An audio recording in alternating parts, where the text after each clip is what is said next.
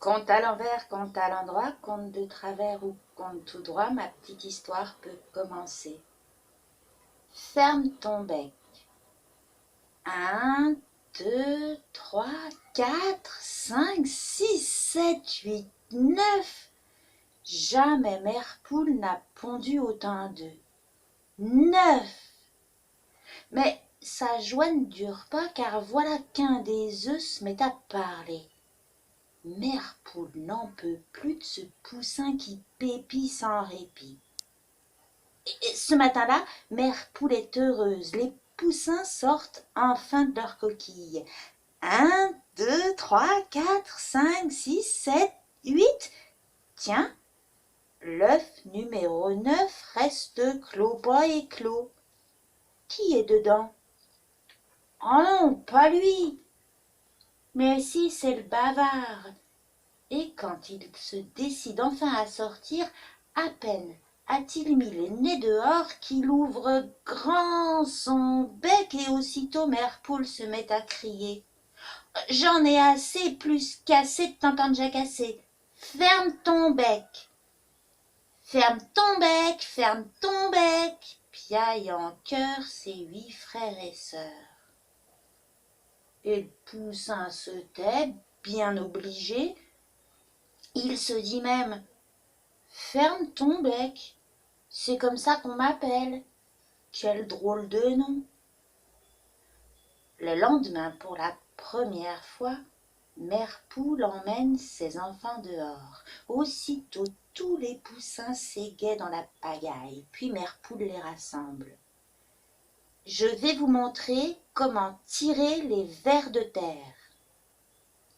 Tous les poussins sont épatés, tous sauf un, qui regarde attentivement le coq et finit par lui demander: dis, papa, est-ce que le soleil se lève quand tu chantes ou est-ce que tu chantes quand le soleil se lève?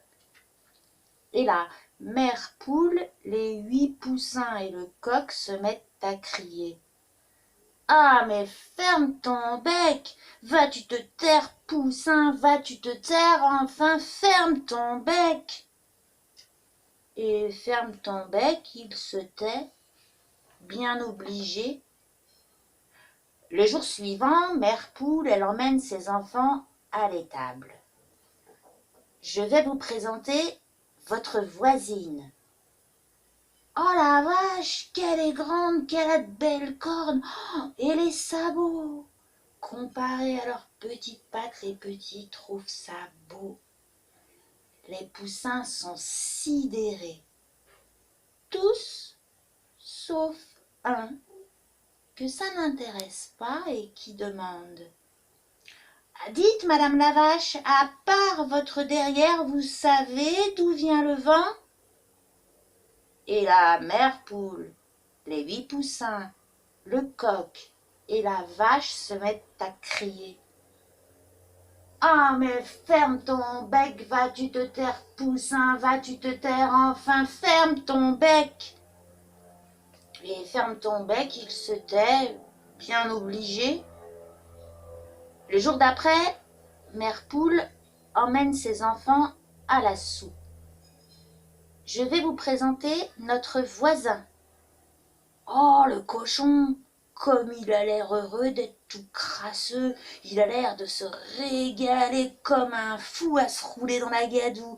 Tous les poussins sont fascinés. Tous, sauf un, à qui ça ne fait pas envie et qui demande: ah, dites, monsieur le Goret, est-ce que c'est exprès que votre queue est toute tire-bouchonnée? Et la mère poule, les 8 poussins, le coq, la vache et le cochon se mettent à crier: ah, mais ferme ton bec, vas-tu te taire, poussin, vas-tu te taire, enfin ferme ton bec! Et ferme ton bec, il se tait, bien obligé. Le mercredi, mère poule emmène ses enfants à la mare aux canards.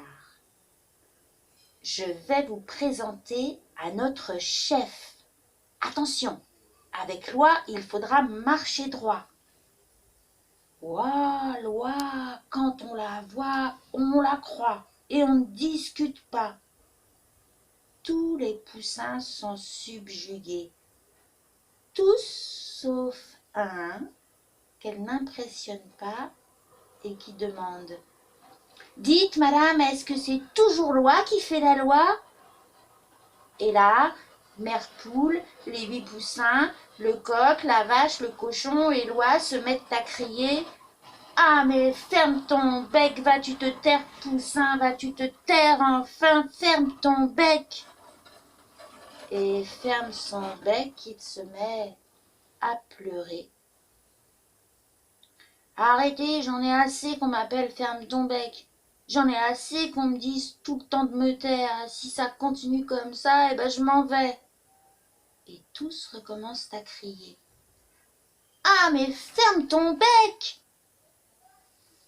Alors, sans un mot, ferme ton bec, fait demi-tour et sort de la basse-cour. Et tous se disent: Enfin, la paix! On n'en pouvait plus. Tous, sauf mère poule qui se tait. Le lendemain, le soleil ne se lève pas. Le coq a beau s'époumoner, il fait nuit pendant la journée. Le jour d'après, la vache devient folle, le cochon prend un bain et l'oie marche au pas sans savoir où elle va. Le jour suivant, plus un poussin ne joue et la poule commence à s'arracher les plumes une par une. Le dimanche, mère poule comprend. Il est parti. C'est pour ça que tout va mal. C'est pour ça que je suis si triste. Et hop, elle saute par-dessus la barrière. C'est mon petit qui est parti. Et moi, je vais le chercher. Mère poule court, grimpe les collines, traverse les bois, les rivières, fonce à travers champs. Elle appelle inquiète: Ferme ton bec!